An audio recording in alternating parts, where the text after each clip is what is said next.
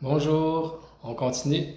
Un nouveau sous-titre aujourd'hui, la liturgie, un antidote contre le venin de la mondanité spirituelle. Numéro 17. J'ai mis en garde à plusieurs reprises contre une tentation dangereuse pour la vie de l'Église, la mondanité spirituelle.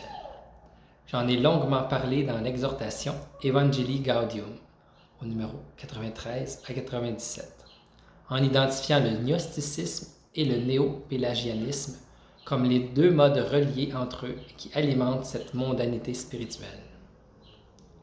Le premier réduit la foi chrétienne à un subjectivisme qui enferme l'individu dans l'immanence de sa propre raison ou de ses propres sentiments. Evangelii Gaudium au numéro 94. Le second annule la valeur de la grâce pour ne compter que sur ses propres forces, donnant lieu à un élitisme narcissique et autoritaire où, au lieu d'évangéliser, on analyse et on classe les autres, et au lieu de faciliter l'accès à la grâce, on consomme de l'énergie à contrôler. Evangelii Gaudium, numéro 94. Ces formes déformées de christianisme peuvent avoir des conséquences désastreuses pour la vie de l'Église.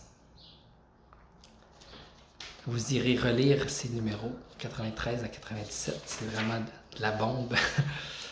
C'est vraiment un thème qui revient dans son pontificat au pape François. Bon, c'est deux mots qui peuvent avoir l'air compliqués, là. En gros, simplement, je ne ferai pas un cours d'histoire de l'Église, on n'a pas le temps ici. Le gnosticisme, ça se résumerait à le salut par les connaissances, par une certaine connaissance.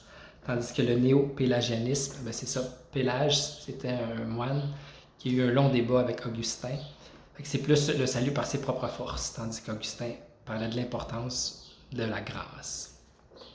C'est un thème qui revient beaucoup chez le pape François, la mondanité spirituelle. Tout est une question d'apparence. Au lieu de servir Dieu, dans le fond, on sert nos propres intérêts. On a de l'air de le servir, mais dans le fond, on se cherche soi-même. Je pense qu'on peut examiner chacun de nos cœurs. Seigneur, préserve-nous de cette mondanité spirituelle, que nous ne cherchions pas tant notre volonté, mais ta volonté, à te servir toi. Merci. À demain.